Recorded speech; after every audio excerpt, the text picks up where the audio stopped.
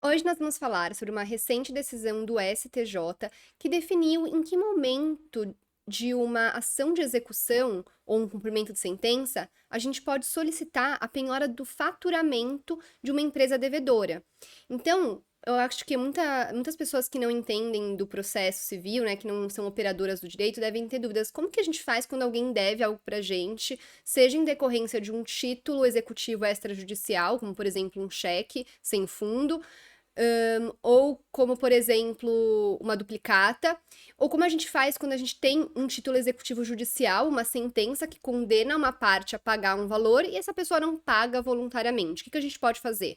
A gente tem a ação de execução de título extrajudicial, ou quando a gente tem essa sentença, que é um título executivo, que a gente chama de título executivo judicial, a gente pode dar início à fase de cumprimento de sentença para começar os atos constritivos em face daquela pessoa física ou jurídica para que ela pague o valor que ela deve. Então, se a pessoa é intimada a pagar e não paga voluntariamente, a gente começa os atos constritivos. A gente tenta penhora online das contas dessa pessoa para tentar penhorar um valor em dinheiro das contas que essa pessoa tem no banco por meio do Bacenjude, do Sisbajude. A gente pode tentar pedir a pesquisa das declarações de imposto de renda dessa pessoa para ver quais bens ela declarou, quais bens ela tem em seu nome. A gente pode pedir pesquisa em face do Detran para ver se ela tem algum bem móvel, algum veículo no nome dela. Enfim, a gente vai tentando localizar todos os bens. E o CPC, o Código de Processo Civil, ele traz uma lista que, em tese, traz uma ordem preferencial para que essas penhoras possam acontecer. E aí essa questão chegou no STJ para saber, bom, a penhora sobre o faturamento é uma medida excepcional, então ela tem que ser feita somente depois de outras tentativas de penhora, ou ela pode ser feita como primeira tentativa? E aí a gente vai ver que nessa decisão o STJ explicou toda a evolução do direito com relação a esse tipo de penhora sobre o faturamento da empresa devedora. Porque no CPC de 73, essa possibilidade nem existia expressamente, então era realmente uma medida excepcional. Mas aí, com alterações do próprio CPC de 73, por leis a eles posteriores, e agora com o Código de Processo Civil de 2015, a gente tem essa expressa possibilidade. Mas mesmo assim fica a questão: será a partir de qual momento? Então é muito importante essa decisão que a gente vai analisar hoje, apesar de, a meu ver, ela repetir basicamente o que já diz a lei, ela é interessante para a gente entender essa evolução e para a gente poder usar esse precedente de observância obrigatória, porque é um recurso especial repetitivo, para poder fundamentar nossas petições. Se você é parte num processo, você sabe que você tem esse precedente até para falar com o seu advogado, e se você é advogada numa ação de execução, num cumprimento de sentença, você consegue fundamentar o seu pedido de penhora sobre o faturamento com base nessa decisão que a gente vai analisar hoje. Por isso é bem interessante essa análise, então fica comigo para entender tudo direitinho sobre penhora sobre o faturamento da empresa em uma ação de execução, em cumprimento de sentença. Para quem não me conhece, meu nome é Michelle, eu sou advogada e mestre em Direito pela PUC-SP e professora universitária. Aqui no canal a gente analisa os precedentes judiciais, porque não basta a gente saber o que diz a lei escrita, a gente precisa saber como ela está sendo interpretada pelos nossos tribunais para garantir segurança jurídica, igualdade e legalidade.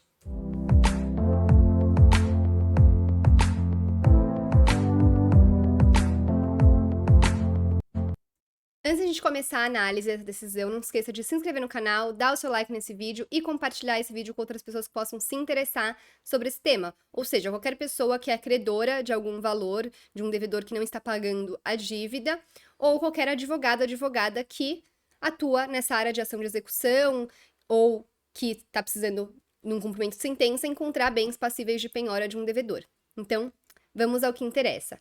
Esse caso, então, ele chegou no STJ por meio de um recurso especial que foi interposto por uma empresa devedora contra uma decisão que, em execução fiscal, então, nesse caso é específico sobre execução fiscal, mas em qualquer tipo de execução, essa decisão vai ser pertinente, porque os fundamentos dela não têm motivo para que não sejam utilizados em uma ação de execução existente entre duas partes reguladas pelo direito privado, que não seja o Estado executando uma empresa. Não tem motivo, apesar de, então, o que deu origem a esse caso ser uma execução fiscal, o entendimento adotado vai valer, no meu entendimento, para qualquer execução.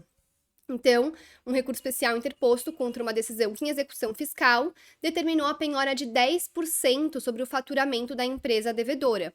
E aí, essa empresa interpôs o recurso especial, alegando violação ao artigo 11, parágrafo 1º da lei que regula a execução fiscal e do artigo 805 do CPC, sustentando que, após não ter obtido a constrição eletrônica de dinheiro, que é aquela primeira hipótese de penhora, é a mais valorizada pelo ordenamento jurídico, é a penhora em dinheiro pelo Bacenjude, ou que a gente também hoje tem o Sesbajude, pelo sistema teimosinha, que faz com que por 30 dias consecutivos o sistema fique tentando penhorar valores que passem pela conta do devedor.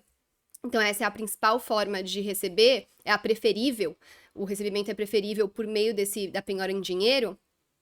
Mas aí, nesse caso, a Fazenda Pública não conseguiu, foi infrutífero esse bacenjude, aí ela requereu e teve deferida a penhora do faturamento, medida que reputa ilegal a empresa que entrou com o recurso, porque é admissível apenas em circunstâncias excepcionais.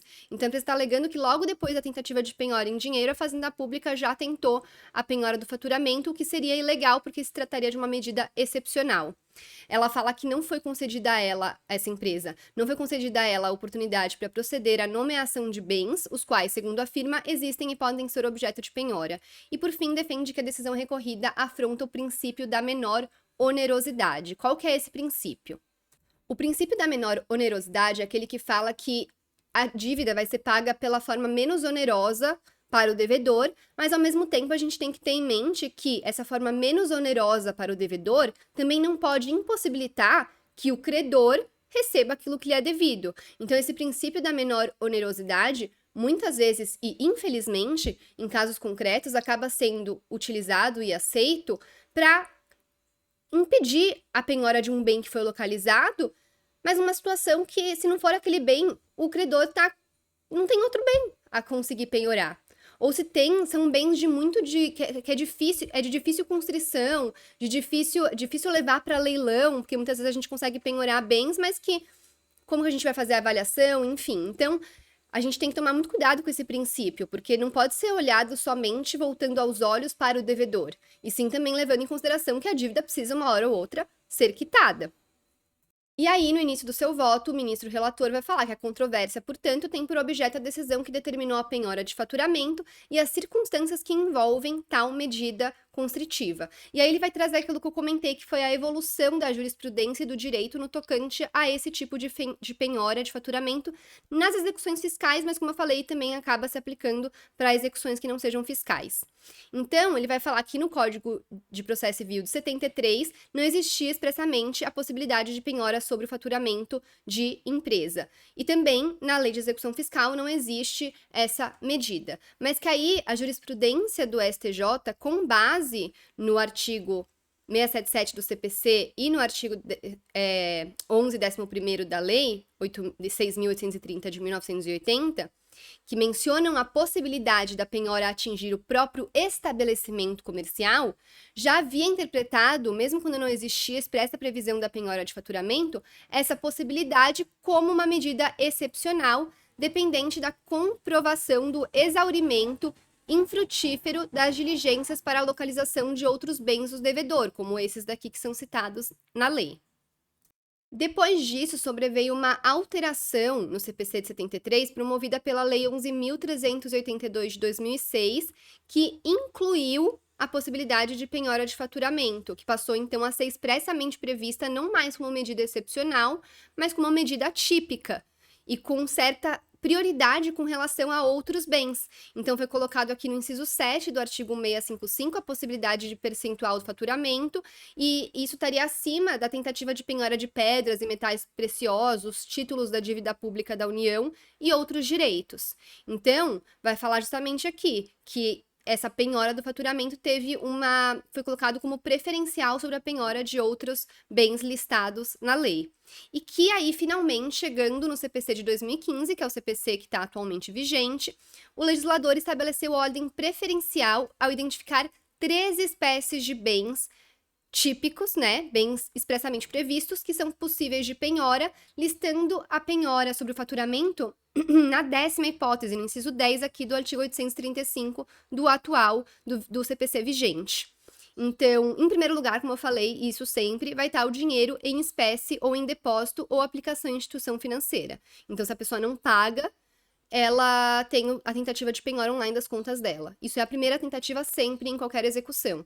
Depois disso, vem os títulos da dívida pública da União, títulos e valores mobiliários com cotação em mercado, veículos de via terrestre, bens imóveis, então você vai tentar localizar também bens imóveis, o nome da pessoa, bens móveis em geral, semoventes, navios e aeronaves, ações e cotas de sociedades simples e empresárias, e aí, finalmente, o percentual do faturamento da empresa devedora e os outros.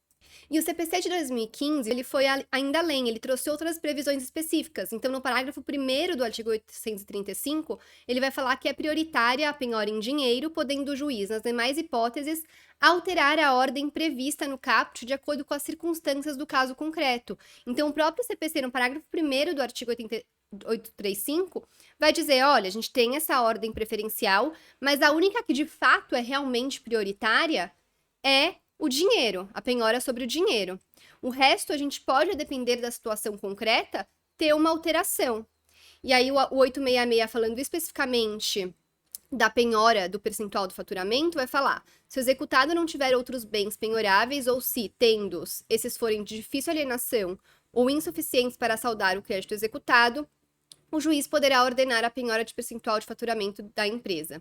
E parágrafo 1º, o juiz fixará percentual que propicie a satisfação do crédito, exequendo em tempo razoável, mas que não torne inviável o exercício da atividade empresarial. E aí, como que funciona essa penhora? O juiz vai nomear um administrador depositário que vai prestar contas mensalmente, entregando em juízo essas contas para fazer os balancetes mensais da empresa, para que realmente possa ser penhorado o percentual que foi determinado do faturamento. Lembrando que nesse caso concreto, o percentual que foi penhorado foi de 10%.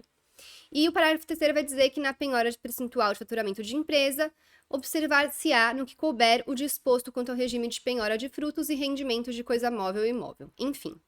Então, resumindo tudo isso, o ministro vai dizer que, como se vê, é possível concluir que a penhora sobre o faturamento atualmente perdeu o atributo de excepcionalidade, e aí já rebatendo um dos argumentos da empresa que interpôs o recurso falando que era uma medida excepcional.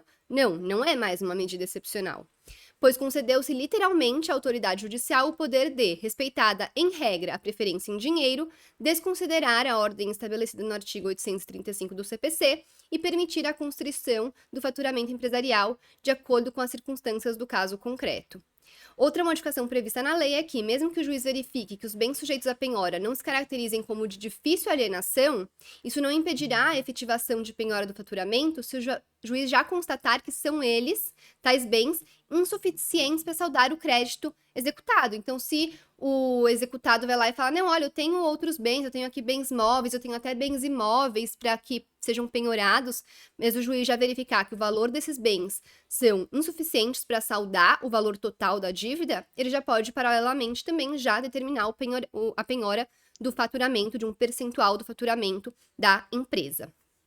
E, por fim, ele vai só fazer uma ressalva de que não tem como fazer uma equivalência entre a penhora do faturamento e a penhora de dinheiro, porque isso seria até falar que a própria lei de execução fiscal seria incoerente, uma vez que, ao mesmo tempo em que classifica a expressão monetária como bem preferencial sobre o qual deve recair a penhora, expressamente registra que a penhora sobre direitos encontra-se em último lugar e que a constrição sobre o estabelecimento é medida excepcional. Isso é o que a lei de execução fiscal fala. Mas, como a gente viu, o CPC de 2015 agora prevê que essa medida não é mais excepcional, tá?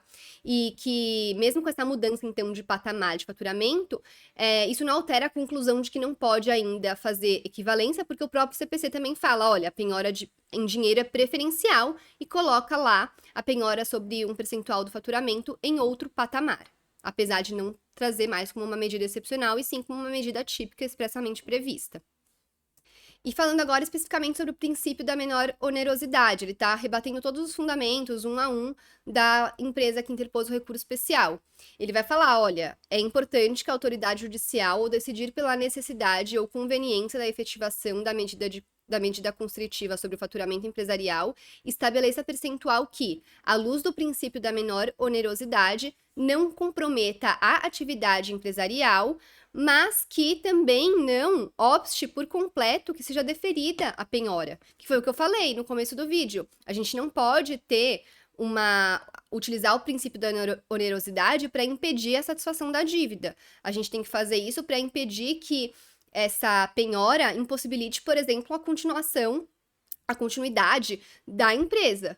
A empresa precisa continuar, tem seus funcionários para pagar, gera empregos e tudo mais, mas precisa ser penhorado, então, um percentual que permita o funcionamento da empresa, mas que também permita, ao mesmo tempo, que a dívida vá sendo quitada conforme essa penhora for ocorrendo, até a dívida ser satisfeita integralmente. Então, não sei se você conseguiu perceber que essa decisão, ela traz elementos bastante subjetivos. Ela não fala, olha, até tal percentual pode penhorar, a partir de tal percentual é abusivo. A gente tem na jurisprudência já o entendimento de que até 30% da penhora do faturamento da empresa é um percentual adequado. Vai depender de cada caso concreto, tá? Do tamanho da empresa e tudo mais. Mas a gente tem esse parâmetro. Mas mesmo assim, ele não é um limite máximo. Tanto que nessa decisão do STJ, eles nem falam sobre isso. Então, não foi estabelecido nenhum mínimo, nenhum máximo, mas alguns parâmetros subjetivos que na verdade já estão na lei. Mas muitas vezes a lei, ela pode estar sendo interpretada de uma forma equivocada pelos tribunais de origem, pelos tribunais locais e pelos juízes de primeira instância. Então, por isso é interessante um precedente nesse sentido para reafirmar, olha, a lei não traz preferência. A partir do dinheiro, a gente pode ter alteração da ordem de penhora, depois que a penhora em dinheiro não é frutífera. E a penhora sobre o faturamento não é mais uma medida excepcional, então ela é plenamente possível e o momento em que ela vai ser deferida vai depender um pouco do caso concreto. Agora, por exemplo, se você tem uma decisão que indefere o pedido de penhora sobre um percentual do faturamento, falando a gente não tentou ainda tudo, a gente precisa tentar tudo antes de você me pedir isso. Você pode impugnar essa decisão, entrar com eventualmente embargo de declaração, entrar com um agravo de instrumento, demonstrando, olha, mas eu não preciso pedir tudo, tem inclusive esse precedente do STJ. Nesse caso, você pode demonstrar, essa execução está em trâmite há anos. Não existe nenhuma perspectiva de localizar outros bens. O executado, apesar de ter sido citado, de ter advogado constituído nos autos, não indicou, não nomeou nenhum outro bem à penhora. Então, o mais efetivo para esse caso vai ser a penhora de um percentual. Então, vai ter vários argumentos corroborados por um precedente, corroborado pela lei, para sustentar o seu pedido. Por isso, é interessante a gente conhecer os precedentes judiciais de observância obrigatória como esse. Vamos voltar para o julgado para ver, então, como que esse entendimento que a gente acabou de analisar do STJ, e que depois vai ser resumido na famosa tese que a gente sempre fala, foi aplicado no caso concreto. No caso concreto, portanto, o STJ entendeu que a penhora seria possível, porque quando o tribunal de origem julgou o agravo de instrumento que deu origem a esse recurso especial, ele consignou expressamente que houve indicação de bens de dificílima alienação judicial. Então, essa empresa tinha indicado a penhora 45 unidades de sacos de detergentes em pó. E a esse fundamento também acrescentou que a penhora do faturamento tem respaldo na lei, a jurisprudência admite a penhora de até 30%, de modo que 10%, que foi o que foi penhorado no caso concreto, não se evidencia um valor que seja desproporcional, desarrazoado, excessivo. A penhora do faturamento não equivale à penhora da empresa, pois não foi retirada dos sócios a capacidade de prosseguirem no gerenciamento do estabelecimento empresarial, e somente seria possível reformar essa decisão se demonstrada flagrante ilegalidade ou arbítrio que não ocorreu. Então, o STJ vai concluir que a determinação da penhora sobre o faturamento se deu na vigência do artigo 835 do CPC, momento em que a medida constritiva já não mais caracteriza como excepcionalíssima e, portanto, que essa alegação de violação ao artigo 835 da recorrente nesse recurso especial não pode ser acolhida. E, como sempre, nesses casos, foi formulada a famosa tese, que na verdade nesse caso foi dividida em várias pequenas teses. Então, a primeira delas, a necessidade de esgotamento das diligências administrativas como requisito para a penhora do faturamento foi afastada após a reforma do CPC de 1973 pela lei de 2006 que a gente citou, e ainda mais agora pelo CPC de 2015. No regime do CPC de 2015, a penhora do faturamento, listada em 10º lugar na ordem preferencial de bens passíveis de constrição judicial, poderá ser deferida após a demonstração da existência dos bens classificados em posição superior Ou, alternativamente, se houver constatação pelo juiz de que tais bens são de difícil alienação, finalmente a construção judicial sobre o faturamento empresarial poderá ocorrer sem a observância da ordem de classificação estabelecida em lei, se a autoridade judicial, conforme as circunstâncias do caso concreto, assim o entender, justificando-a por decisão devidamente fundamentada. Então, como eu falei, se o juiz verificar no caso, quando a parte demonstrar, que a execução não vai para lugar nenhum se a gente não tiver essa penhora. Mesmo que ainda não tenha sido tentada todas as outras tentativas de penhora, com exceção da tentativa de penhora em dinheiro, que é a preferencial sempre. 3. A terceira tese. A penhora de faturamento não pode ser equiparada à constrição sobre dinheiro. E quarta tese. Na aplicação do princípio da menor onerosidade, a autoridade judicial deverá estabelecer percentual que não inviabilize o prosseguimento das atividades empresariais e a decisão deve se reportar aos elementos probatórios concretos trazidos pelo devedor, não sendo lícito à autoridade judicial empregar o referido princípio em abstrato ou com base em simples alegações genéricas do executado. E aí fez essa ressalva justamente para impossibilitar que uma alegação do executado genérica de que a penhora do faturamento vai impossibilitar o prosseguimento da empresa. Isso é uma alegação genérica, não é suficiente para afastar uma penhora de um percentual, que tem que ser um percentual arbitrado de forma proporcional para não inviabilizar o prosseguimento das atividades empresariais. Então, essa foi a decisão que analisamos hoje. Espero que tenha gostado. Se ficou com quaisquer dúvidas, deixe aqui nos comentários. Acho que ao longo do vídeo eu falei muito sobre como essa decisão pode ser aplicada e como você pode utilizá-la em algum caso concreto para fundamentar um pedido de penhora de percentual de faturamento da empresa devedora. Agora, se ficou com quaisquer outras dúvidas, deixe aqui nos comentários, deixe também suas críticas, opiniões, comentários, sugestões de outros vídeos, de decisões que vocês gostariam que eu analisasse por aqui. E muito obrigada, até a próxima!